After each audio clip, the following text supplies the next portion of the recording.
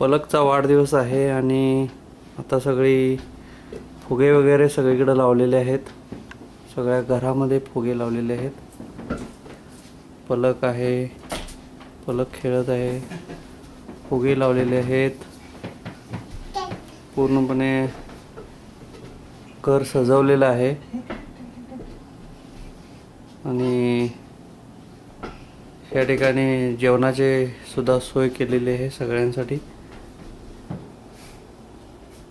Rice आहे, चपात्या आहेत, सॅलेड, कर्ड राईस, प्लेट्स आहेत, स्पून्स आणि हा पलकचा केक आहे ज्यावरती पलक आहे प्लस टेडी बिअर पण आहे.